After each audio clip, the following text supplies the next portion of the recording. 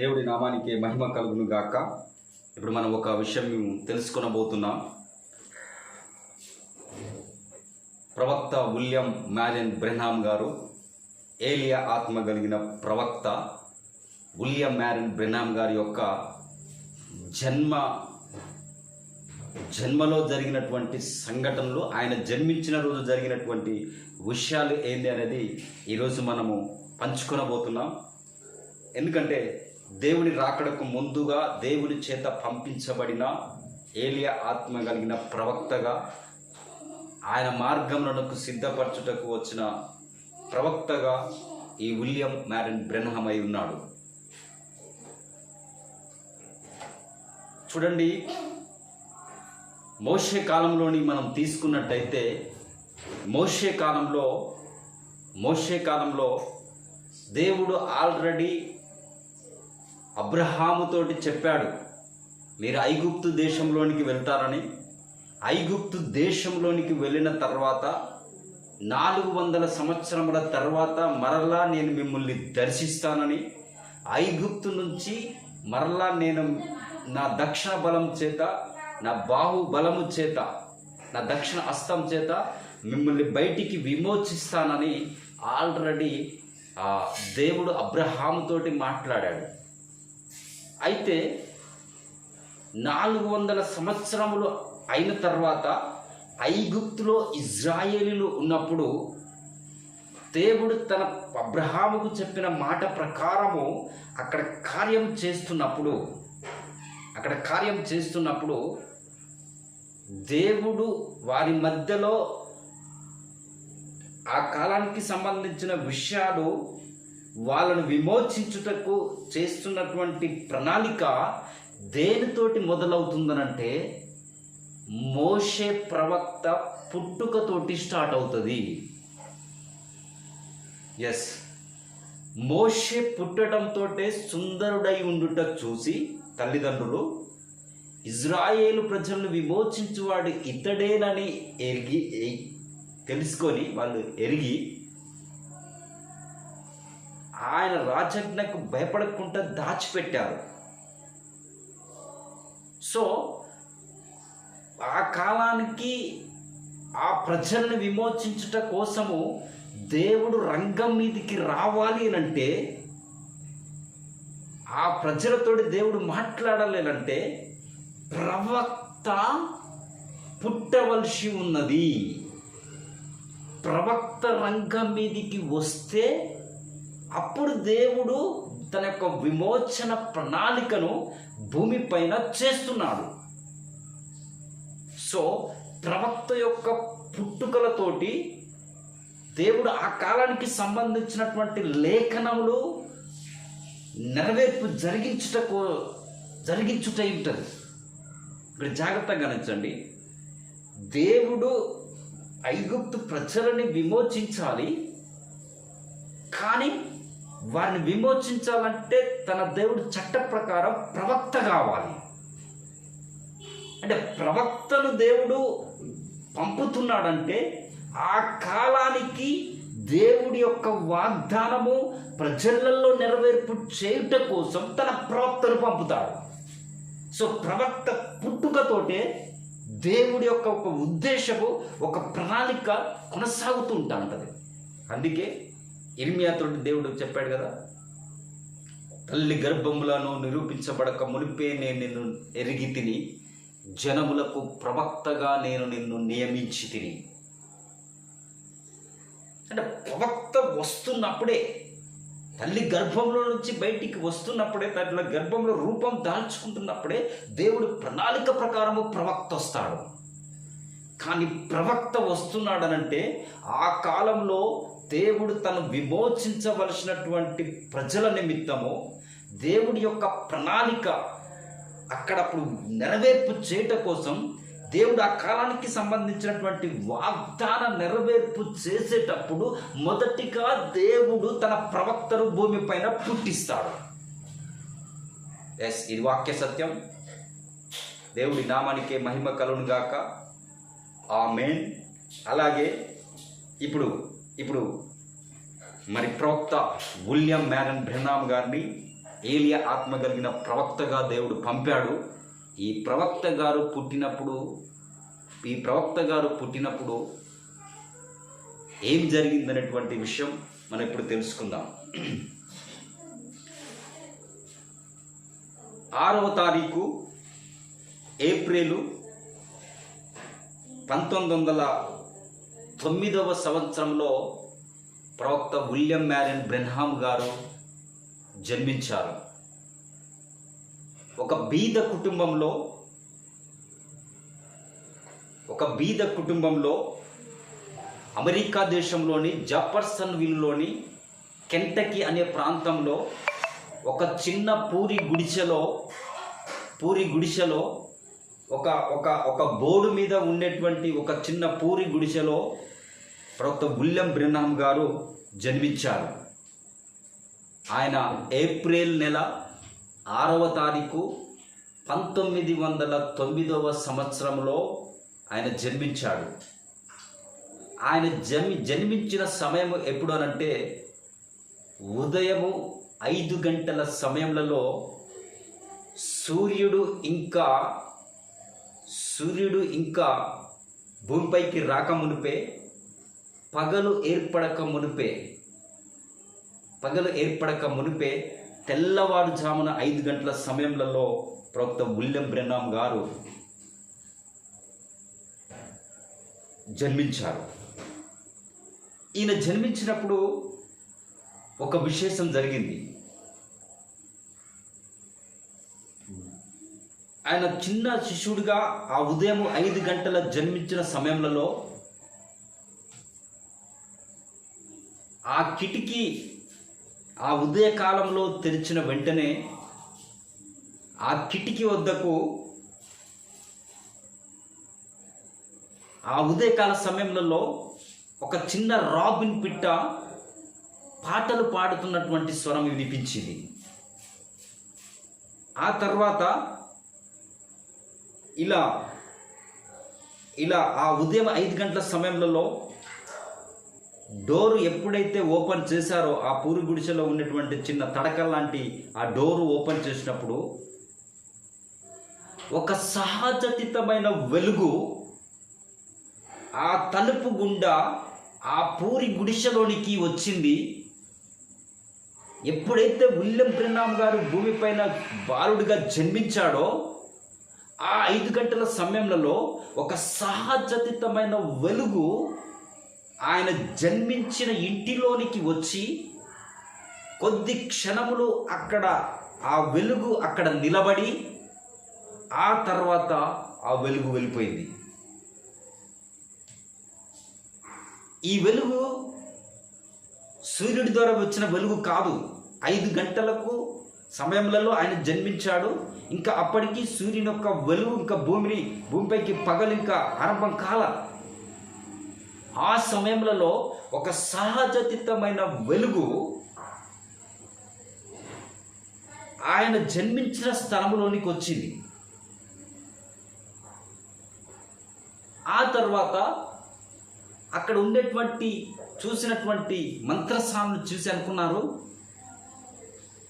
ఒక మర్మయుక్తమైనటువంటి వెలుగు వచ్చింది, ఈ బాబు ఏమవుతాడో అని అనుకున్నారు. అలాగే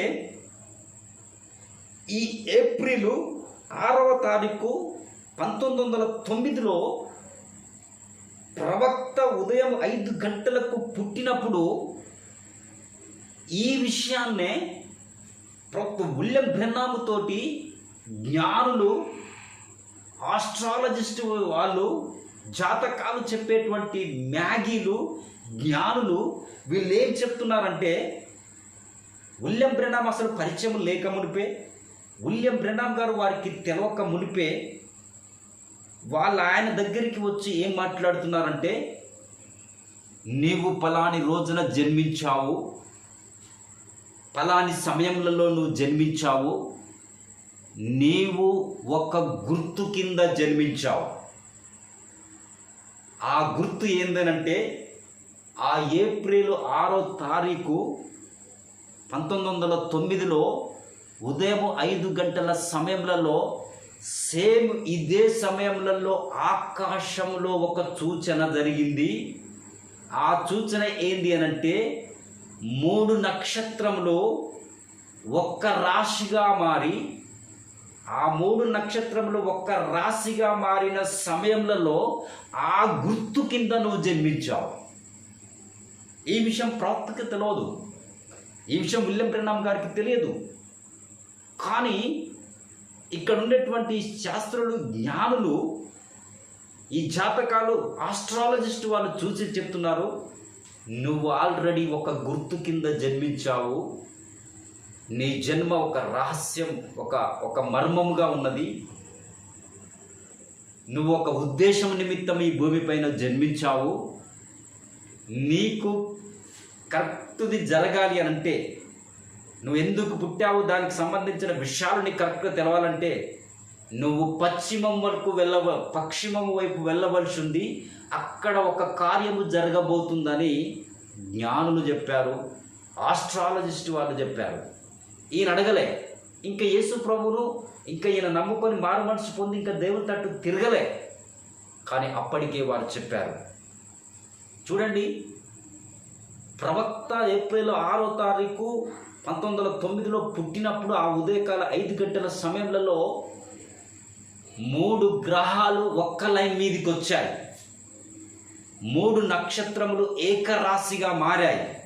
ఈ 3 గ్రహాలు అనగా ఈ 3 నక్షత్రములు ఏక రాశిలోనికి వచ్చినప్పుడు ఆ గుర్తు కింద దేవుడు తన ప్రవక్తను, ఏలియా ఆత్మ కలిగిన ప్రవక్తను ఆ అడవి ప్రాంతంలో మామూలుగా ఒక పూరి గుడిసెలో, ఒక కెంటకీ ప్రాంతంలో దేవుడు జన్మింపజేశాడు. చూడండి, ప్రవక్త పుడుతున్నప్పుడే దేవుడి యొక్క ప్రణాళిక, దేవుడు వాగ్దానము చేసిన తన వాగ్దానాన్ని నెరవేర్పు చేయటం కోసము జాగ్రత్త వహించిన దేవుడు, దాని గురించి శ్రద్ధ వహిస్తున్న దేవుడు, ఆ వాగ్దానాన్ని నెరవేర్పు చేయటం కోసము, దేవుడి ప్రణాళికను నెరవేర్పు చేయటం కోసము మొదటిగా దేవుడు చేసే కార్యం ఏంటంటే ప్రవక్తను భూమిపైకి పంపడము. ఈ ప్రవక్త భూమిపైకి వస్తున్నప్పుడు దేవుడు తన వాగ్దానములను, దేవుడు ఈ కాలానికి ఏమి చేస్తానని, ఈ ఋతువులో, ఈ సీజన్లో ఏం చేస్తానని చెప్పాడో, ఈ రాకడకు ముందు ఏం చేస్తాడని చెప్పాడో అవన్నీ తన ఇచ్చిన మాట ప్రకారము నెరవేర్పు జరిగించుట కోసం ప్రవక్తను భూమిపైకి పంపుతాడు. అందుకే ప్రవక్త పుట్టినప్పుడు కొన్ని విషయాలు జరుగుతాయి. చూడండి, ఆ ఉదయం 5 గంటల సమయంలో ఆ వెలుగు, సహజసితమైన వెలుగు వచ్చింది. ఇది భూమి మీద జరిగినటువంటి కార్యం. కానీ ఆకాశంలో ఏమి జరిగిందనేటువంటి విషయము మ్యాగీల ద్వారా మనం తెలుసుకున్నప్పుడు, 3 నక్షత్రంలో ఒక కూటమిగా మారినప్పుడు, 3 గ్రహములు ఏకరాశిలోనికి వచ్చినప్పుడు ఆ గుర్తు కింద నువ్వు భూమి మీద అదే సమయంలో జన్మించావు. అంటే నువ్వు ఒక ఉద్దేశం నిమిత్తమై దేవుని ప్రణాళిక ప్రకారము జన్మించావు. అందుకే ఈ వెలుగు వచ్చిన తర్వాత సుమారు 2-3 సంవత్సరాలప్పుడు దేవుడు తన స్వరాన్ని ఈ ప్రవక్తకు వినిపించాడు. అప్పుడు ఏం మాట్లాడానంటే, ఒక పిట్టలో నుండి, ఒక చెట్టు మీద ఒక మనిషి ఉండి మాట్లాడుతున్నట్టుగా మానవ స్వరముతోటి. ఫస్ట్ ఏం జరిగిందనంటే, ప్రవక్త గారు ఆడుకుంటున్నటువంటి సమయంలో పక్కన ఒక చెట్టు పైన ఒక రాబిన్ పిట్ట కిసకిస కిసకిస అని సౌండ్ చేసింది. ఎప్పుడైతే ఆ విధంగా సౌండ్ చేస్తూ తన గానాలను విప్పిస్తుందో, ఏ విధంగానైతే అది సౌండింగ్ చేసిందో, అప్పుడు ప్రవక్త దాని యొక్క స్వరానికి ఆకర్షితుడై ఇక్కడ ఏంది పిట్ట ఇలాగ అరుస్తుంది, రాబిన్ పిట్ట ఏంది ఇలాగ అరుస్తుందని ఆ చెట్టు వైపు చూడడం మొదలుపెట్టాడు. 3 సంవత్సరాల వయసులో ఉన్నప్పుడు, బాలుడిగా ఉన్నప్పుడు, ఇంకా ప్రభు ఎవరో దేవుడు ఎవరో నమ్ముకొని దేవుడి తట్టు ఇంకా తిరగలే. కానీ వరములు పిలుపులు అన్నది మారు మనసు లేకుండానే ఉంటుందని పరిశుద్ధ గ్రంథం చెప్తుంది. దాని ప్రకారము విలియం బ్రెన్హామ్ గారు చిన్నపిల్లడిగా 3 సంవత్సరములు ఉన్నప్పుడే మానవ స్వరంతోటి చెట్టులో నుంచి మాట్లాడాడు. ఏమని మాట్లాడాడు తెలుసా? న్యూ ఆల్బానీ అనేటువంటి ప్రాంతంలో ఉండబోతున్నావు. కెంటకీలో చిన్న పర్వతంలో చిన్న పూరి గుడిసెలో ఉన్నటువంటి ఇతడికి మానవ స్వరం వినపడి ఏం చెప్పిందనంటే, మానవ స్వరంతో దేవుడు మాట్లాడి న్యూ ఆల్బానీ అనేటువంటి ప్రాంతంలో ఉండబోతున్నావని చెప్పాడు. ఈ విషయము ప్రవక్త విలియం బ్రెన్హామ్ గారు వాళ్ళ అమ్మకు చెప్పారు. కానీ వాళ్ళ అమ్మ నమ్మల. ఏదో చూసి ఏదో అనుకుంటున్నాడని చెప్పేసి వాళ్ళు పక్కకు పెట్టేశారు. మాటను మనసులో పెట్టుకుంది కానీ దాన్ని నమ్మలే. కానీ ఖచ్చితంగా కొన్ని అనువాదే కారణాల వల్ల, వాళ్ళ నాన్న ద్వారా వచ్చినటువంటి కొన్ని గొడవలను బట్టి ఖచ్చితంగా కెంటకీ ప్రాంతంలో నుంచి వాళ్ళు ఖాళీ చేశారు. ఖచ్చితంగా న్యూ ఆల్బానీ అనేటువంటి ప్రాంతం దగ్గర ఇండియానా అనేటువంటి ప్రాంతంలో ప్రవక్త గారి కుటుంబము వెళ్ళిపోయి ఉన్నది. దేవుడికి స్తోత్రం, హల్లెలూయా. చూసారా, దేవుడు ఈ ప్రవక్తతో ఏం మాట్లాడాడో అదే ప్రకారము ఖచ్చితంగా వాళ్ళు న్యూ ఆల్బానీ అనేటువంటి ప్రాంతంలోకి వెళ్ళారు.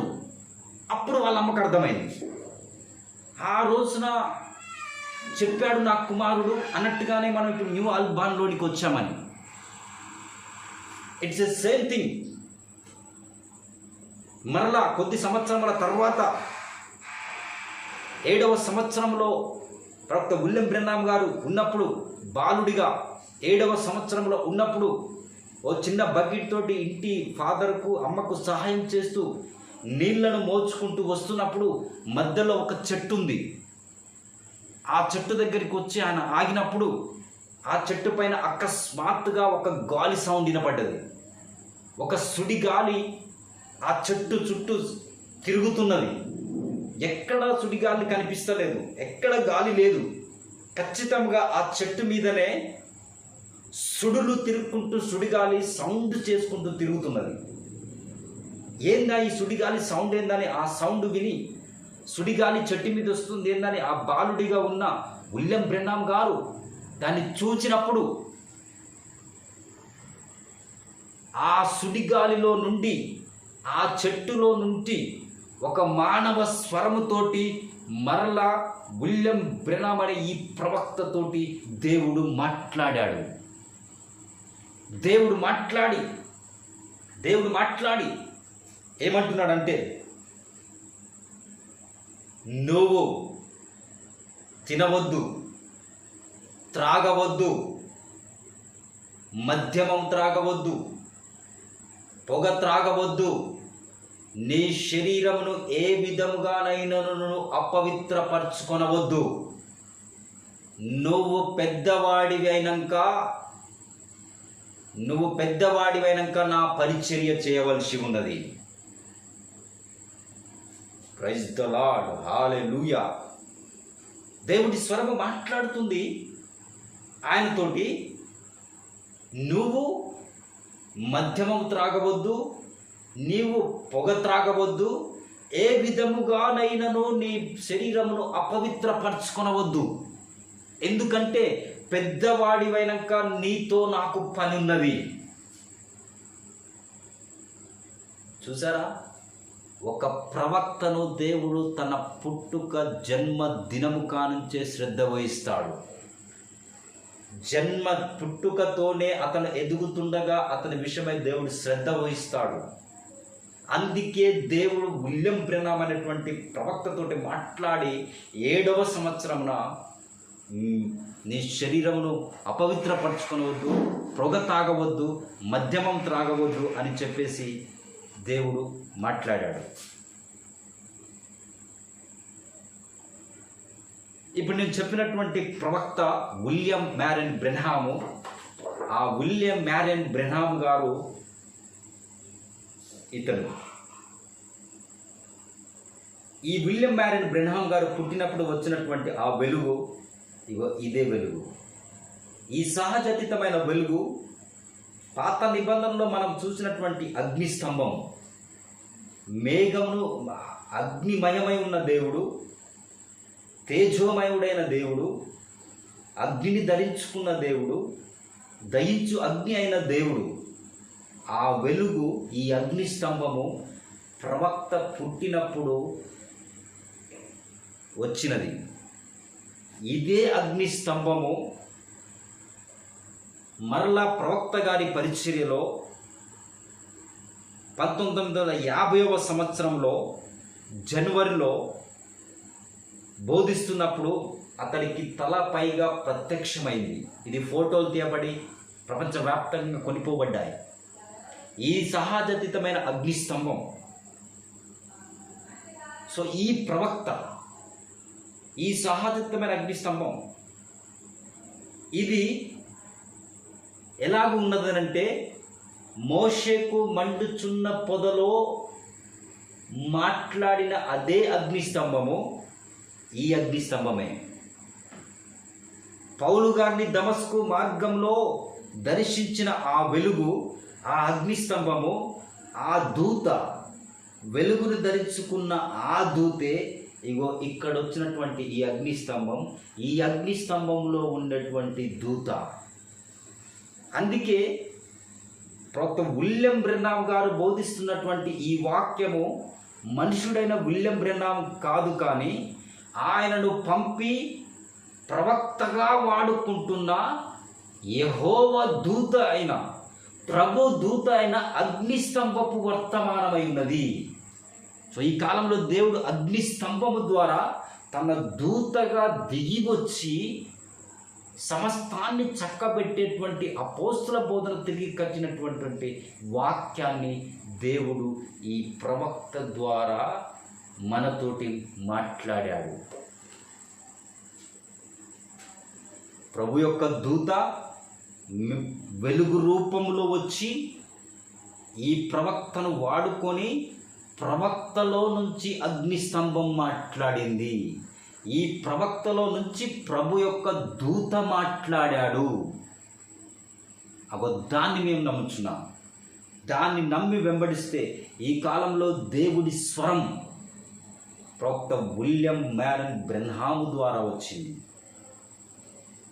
ఈ కాలం దేవుడి యొక్క స్వరము మనము వినాలి అంటే అది విలియం బ్రెన్హామ్ గారి ద్వారా వచ్చినటువంటి వాక్యంలో ఉన్నది. సో దేవుడు మీ కళ్ళు తెరుచునుగాక, దేవుడి సత్యాన్ని పట్టుకొనున్నట్టు మీకు కృప చూపునుగాక, మీ అవగాహన నేత్రములు, మీ మనోనేత్రములు తెరవబడునుగాక, ఏర్పరచబడినటువంటి వాళ్ళు దీన్ని తెలుసుకొందురుగాక. దేవుడి వాక్యం దీవించునుగాక. మనం చివరి ప్రార్థన చేసుకుందాం.